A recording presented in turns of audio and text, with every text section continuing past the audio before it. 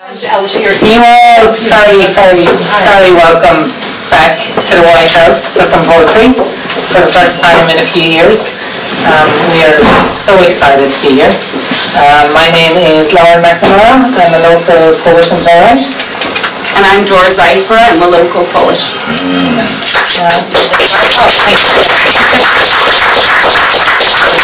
That's how we do this, really. Yeah, just for that moment. But tonight firstly I'd just like to thank incredibly Dominic Taylor and the Limerick Writers Centre for being able to bring this back again, for being able to honour such a wonderful tradition in Limerick that I know has started and brought to fruition the careers of so many writers and so many poets. And I know I've travelled to other countries where people, the only thing they know about Limerick is the White House. It's a wonderful thing, and thank you so much as well, of course, to the White House and all the staff here. Alex, who's going to be reading for us at our next event. Maybe.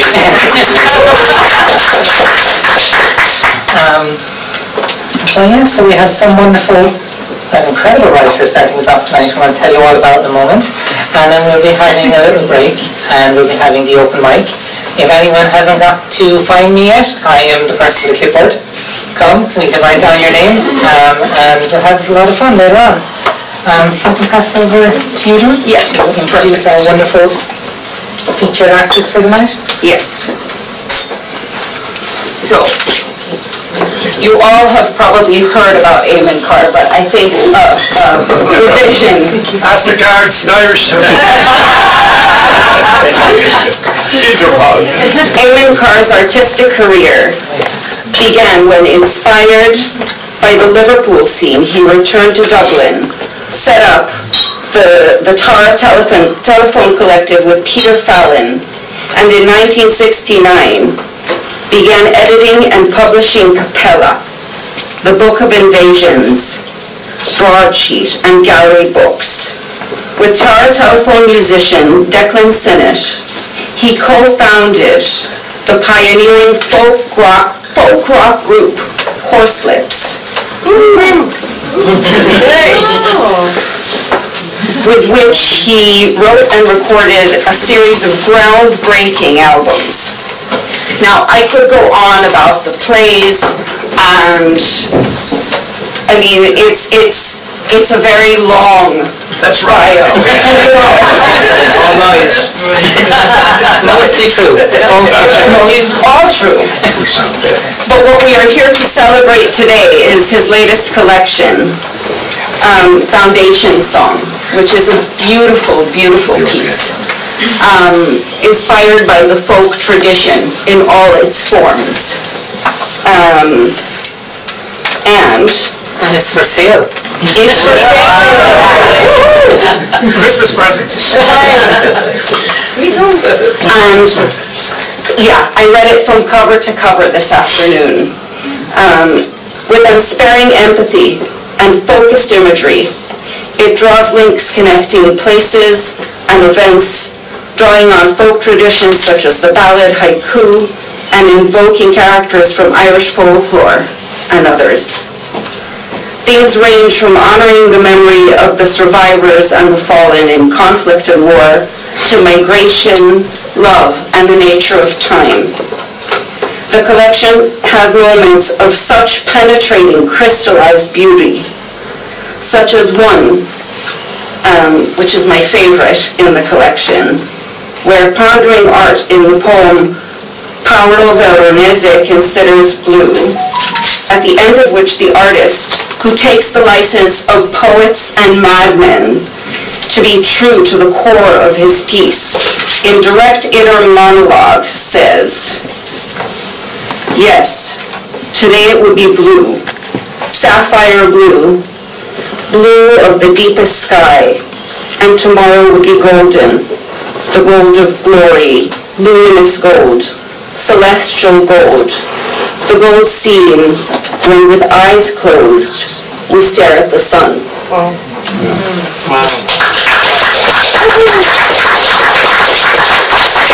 It's truly a gorgeous collection, and I can't wait to hear you read from it.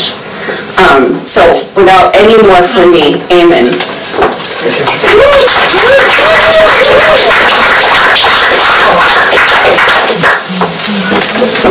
Right. It all goes downhill from here. That will be glasses. For starters. I'll get to the importance of Limerick in my own life and times slightly later on, but maybe I should do something from the book initially. And oh yeah, I was saying this the other day, people say, is that you on the cover? No, it isn't. I took the photograph, but I took it in a refugee camp, and it was a young Kosovar kid who obviously was homeless, but he managed, to give a bit of optimism. So I'd written a series of pieces about this, and one of the easier ones to read is called Meadowlands. Travelling for hours through borderland hill country, tarmac washed from a track, potholed and scarred. Driven from their homes, traumatized families are hiding in these woods, desperate to reach sanctuary. From a cliff on one side, meadowlands slope gently towards a copse, and further down, a valley with a silver stream. The distant view, not unlike the landscape in Leonardo's Mona Lisa, and the air fragrant with wildflowers and herbs. I take the opportunity to step into the inviting tall grasses. Suddenly, an early patrol sweeps around the bend and pulls to a halt. An urgent, upper-class British accent inquires, is everything all right? It's a UN peacekeeping patrol. Relieved, I reply, yes, thank you. I'm just admiring the view. Don't step any further, advises the officer. Retrace your steps carefully and be sure to stick to the road from here. This area is heavily mined. There have been casualties.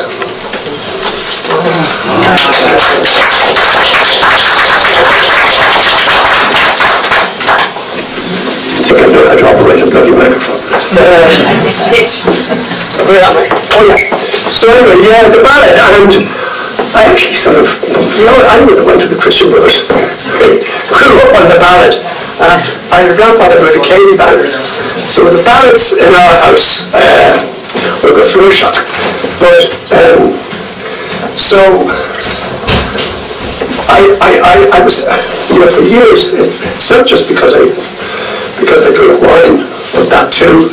But I was always taken by the fact that the names of a lot of the bottles, apart from Hennessy, of course, brandy, often were Irish, like Lynch Barrage, and Kerwin, and there are just so many.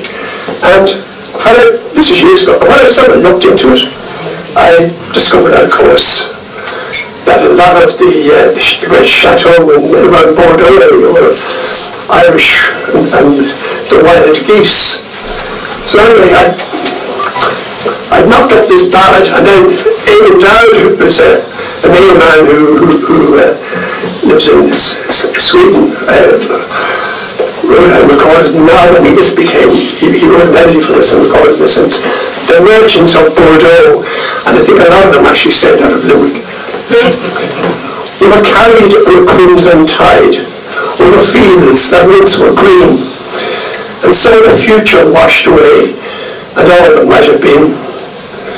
The gods of chance played fast and loose, our rights to contravene. We were ragged, we were broken, the most wretched ever seen.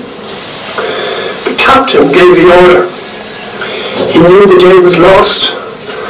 We left friends behind in Auckland, each and every one a ghost.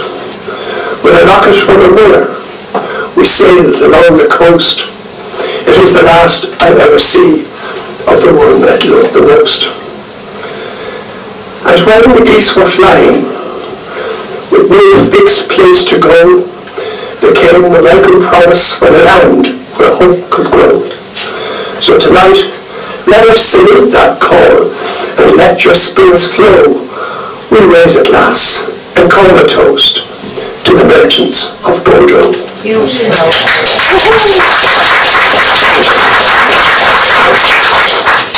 a punchline. Yes. Our house no more, the women cried, in poverty and shame. Always the hangman waiting to call you by your name. There was no purchase in being valiant, for your fate would be the same as bones that filled the butcher's pot or the call of the lonely crane.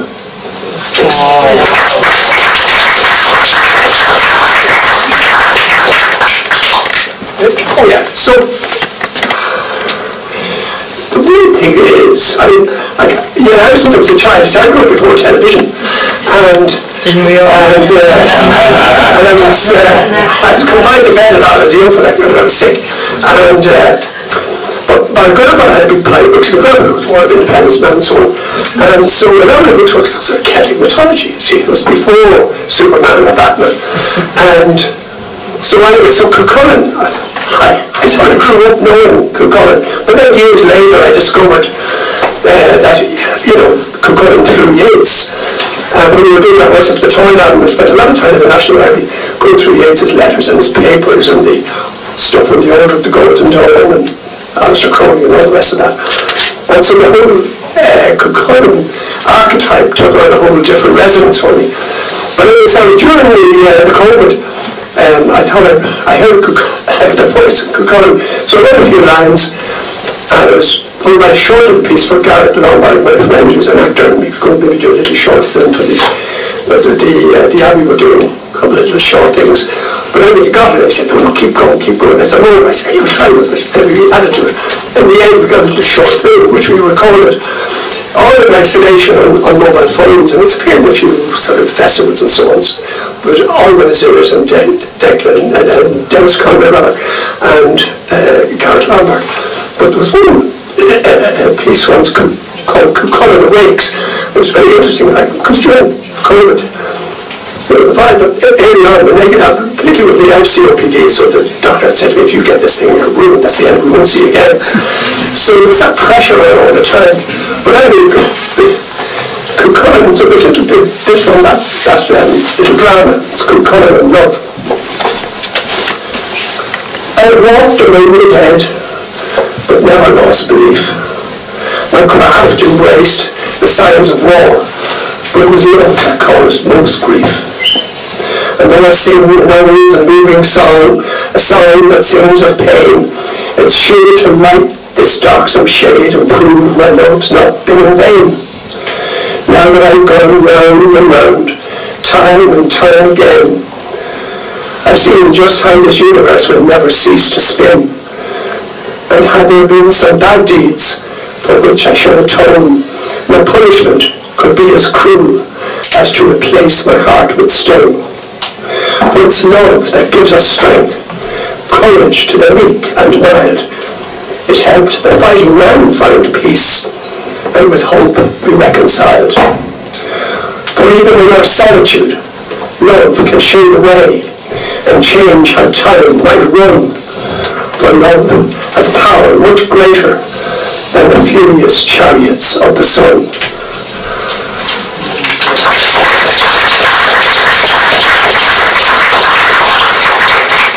Could we have Holy Ghost going through and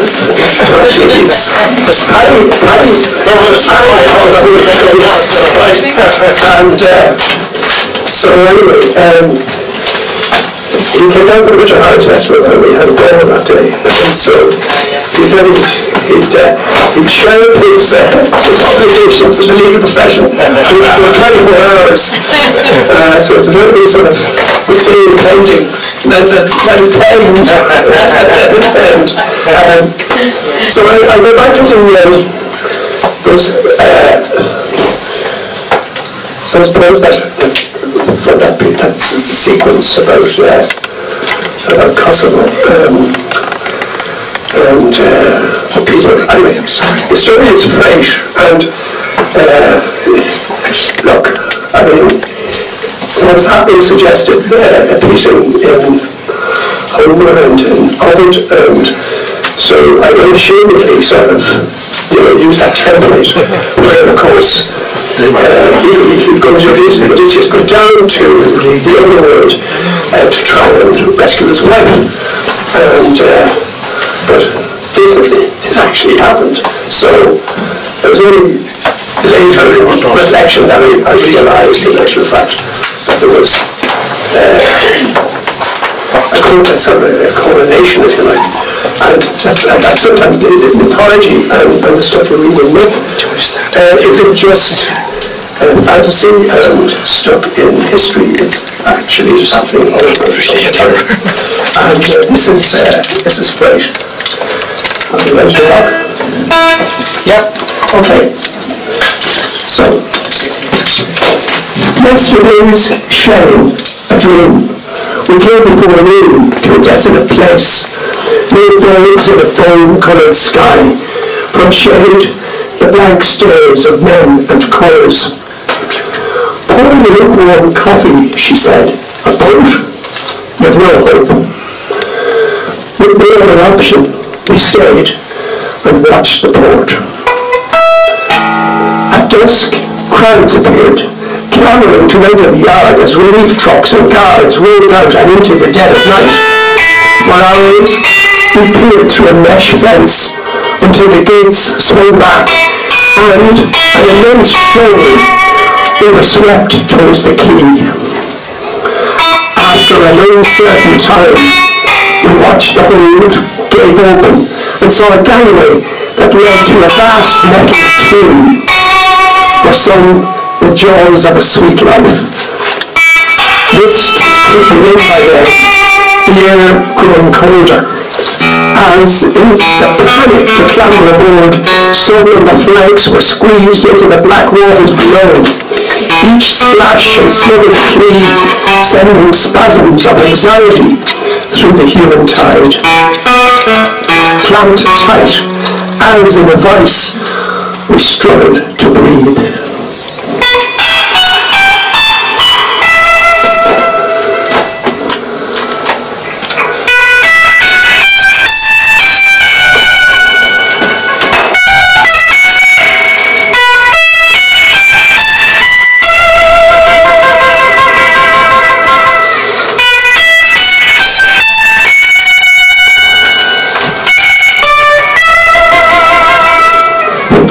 And passports scrutinised, I mustered a practice course of persuasion.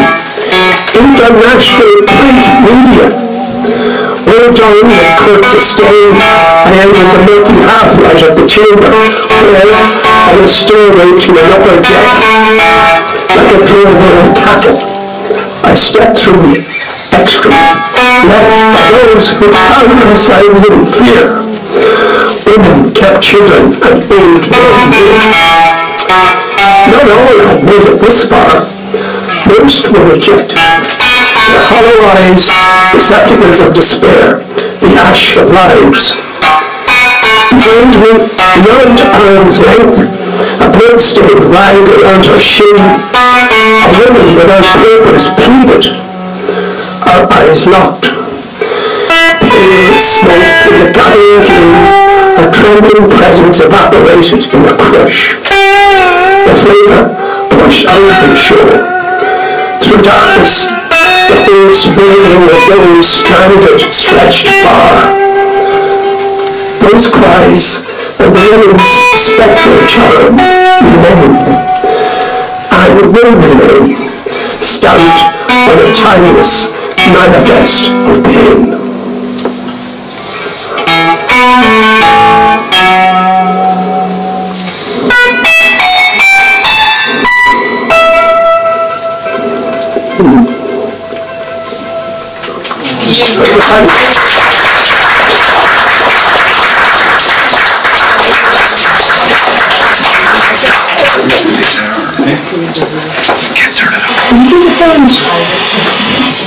Of course, we're happy with the hands.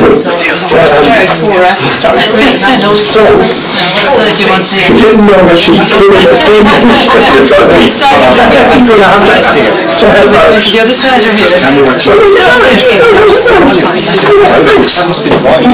So, yeah, it just needs a cold slice, a gross slice, and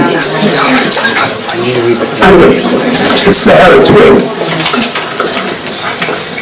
I came to the river when the night was dark, and spied a woman at work on an ark. A ship for dreams, is all she said, as drowsiness through me slowly spread. She had beechwood, oak, and chestnut too, an apple orchard, and the mass of yew. And on each plank she carved a sign, the stars of heaven and the moon for time. Stars of heaven and the moon for time. And on that ship a voice did sing, as she raised a sail like a heron's wing. Sail, sail, the heron's wing. While the sail did clap like a heron's wing, she gifted me her crystal ring. Clap, clap, the heron's wing. Without a word we sailed away, through a sea of silk and a fog so grey it was feathery snow that fell waist deep, as I offered the woman my soul to keep. Lighting a fire in the cabin stove, watching embers glow like a treasure trove, she stitched fresh lilies with a needle and thread, and made a quilt for her fine bed. She made a quilt for her fine bed. And on that voice, on that ship, the voice did sing, as she raised a sail like a heron's wing. Sail, sail, the heron's wing. While the sail did clap like a heron's wing, she gifted me her crystal ring. Clap, clap, the heron's wing. The sun was high in a summer sky, but for all to see I opened one eye. No boat, no woman, no ring on my hand, I was high and dry and alone on land. Those needle marks upon my arm were never meant to do me harm. For though I can't recall what the voice did sing, my skin is now a heron's wing. My skin is now a heron's wing.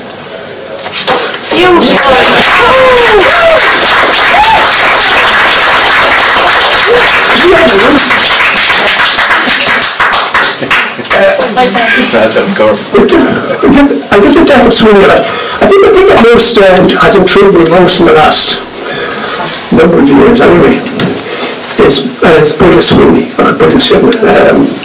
Not Sweeney, because as you know, when we were younger, we all heard about the Irish king who lived in the trees and thought he was a bird, and there was a group in the 60s called Sweeney's Men, and I mean, you know, you didn't find it in the mythology, you didn't find it in the books. So I think it was only that eventually when I got time that I did some work and some research and got the original manuscripts, and because I'd gone to, you know, secondary school, I took these things very seriously. We did Middle Irish, and so I got a grammar and the rest of it and sat down and started working on it for a few years. But as I did so, I began to think that it was written in code, and so I checked with a friend of mine who was a Celtic Scholars professor in America, and she said, yes, it is code. Essentially, it's a battle between pagan Ireland and Christian Ireland. I mean, that's only just for starters. But so I became intrigued anyway, and so I did some of the translations, but I was also writing around the subject at the same time. And so Sweeney is a very interesting individual, I think. Anyway, this is a piece I wrote on the death of Sweeney. There was no struggle. Instead, with the ease of a small cloud drifting gently across the face of the moon, the light in his eyes dimmed, and darkness set in. Death came like a murmuration of withered leaves, gliding across his gaze, a flock of fluttering winged creatures swooping to roost in his tired eyes. the gentle guilt was dead. He had no home but sky, where, on a wafting breeze, whenever sunlight dances in the leaves or soft rain drops like pearls from high branches, birds still fly their salute. In his solitude, he had delighted in the sound of the wind through reeds, the soft murmur of bees, the stag's call in autumn, the splash of speckled trout in a pool, the hoarse bark of the fox, the tattoo of gentle rain on broad leaves, the rustle of ferns underfoot, the blackbird's piping and the eagle's cry. All of these he preferred to the unlovely sound of the bell. You can't say he was a broken man, yet we live in an age of the broken. And even though the war didn't cease, and the slaughter continues to this day, the crops still grew each spring. So sweet.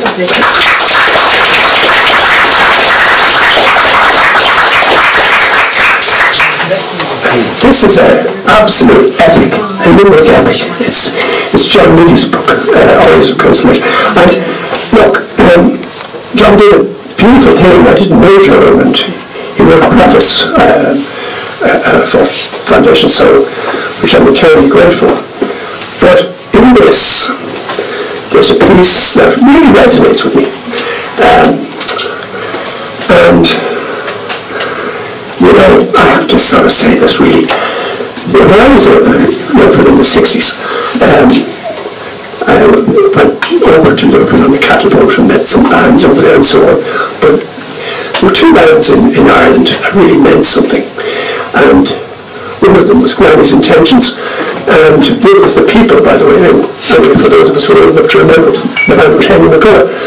But I used to go and see Granny's, and they made such an impression on me. They were wonderful. And, you know, this is a bit embarrassing to recall, but myself and Peter Fallon went up on the Late Late Show in the 60s, which I believe, as representatives of some sort of, you know, the way Gail used to do it. And now, this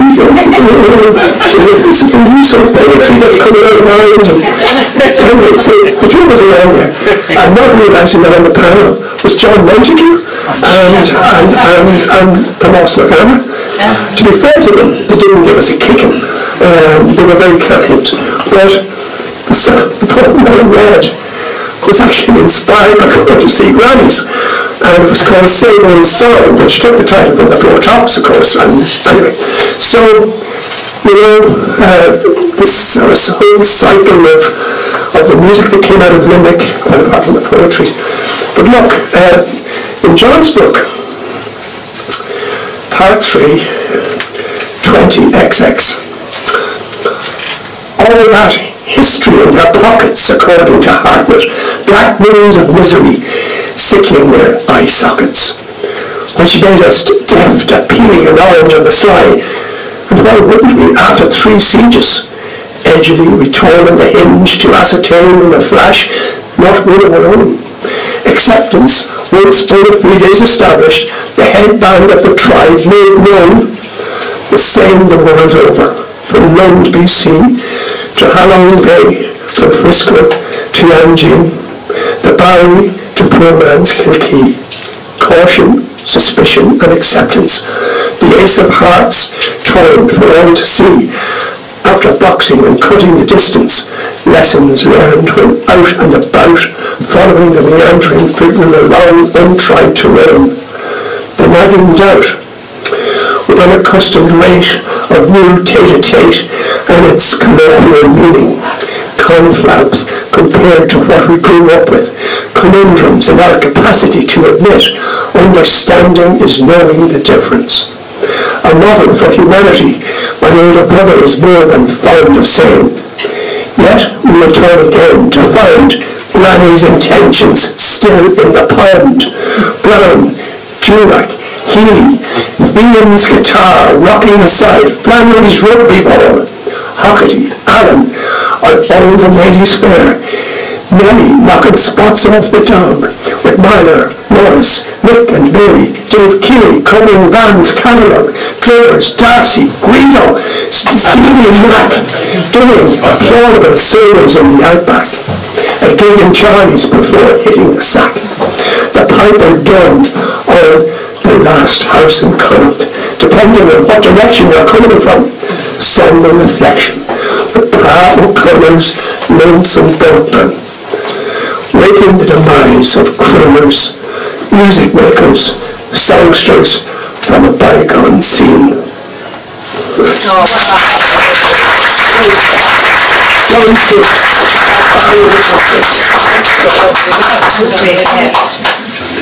Now, the thing is, right, years ago, right, Johnny Fee came to Dublin and moved into the gaff with me. And there were 2 knocks on the door within days. One was Ted Fury, and the other was Maggie Clark. We got rid of Ted Fury quick enough.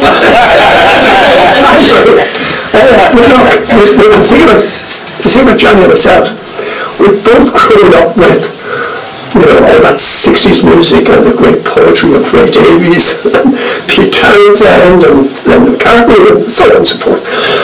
And so I never had to explain anything to Johnny Fee. And whereas I do with some other lads, but anyway, but like Johnny, he was fooling around, I heard a riff. What's that, Johnny? Oh, it's the King of Leash. Johnny, that's a riff, that's as good as the other song, sure. And so Johnny do. Trouble with Capital, all that sort of stuff. So, but we didn't write half enough, right? But one that we did write, which was producers in RT heard something else in this and did a video for it. And whereas I would have, on one level, essentially it is the pop poetry that I would have learned the construction of with Adrian Henry and McGough to an extent. And Johnny put great music to this, and it gave us a hit in the charts. But anyway, but it works. Who can that someone be? There's a couple of torpedoes down in the bar. One's dark and lean, and the other's got a scar. Bloody names in hand, they quietly sit. 2 out-of-towners with someone to hit. The lady looks real cool, packing automatic heat, divine in her lingerie, the world at her feet. But lonely after midnight, one thing in her mind, an all-night chauffeur is the man she must find. Said, who can that someone be?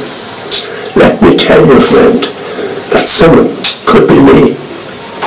You'll find him by the jukebox in the house of blue light, waiting for salvation, deliverance tonight. He's got a list of questions which he keeps inside his shirt, and if he doesn't get some answers, someone's sure to get hurt.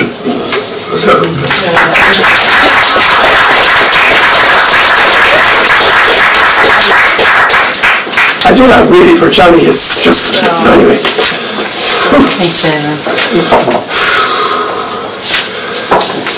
But I was saying anyway that, look at, I owe so much to Johnny really, but I thought I'd do this one for him, and as I was saying, Johnny and Guido and Johnny Doohan and Rannies,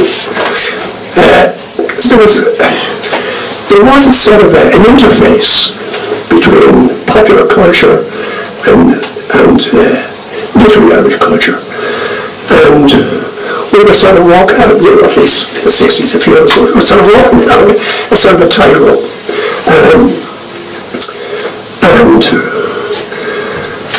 So in honour of those people I've just mentioned, and invoking the spirit of Solomon Burke, I just want to say, I'm so glad to be here tonight. I'm so happy to be in your wonderful town. And I just got to say one thing to you people, and that is that everybody needs somebody to love. And sometimes you get what you want, and sometimes you lose what you have. But I have a little song, and it goes something like this. Check out the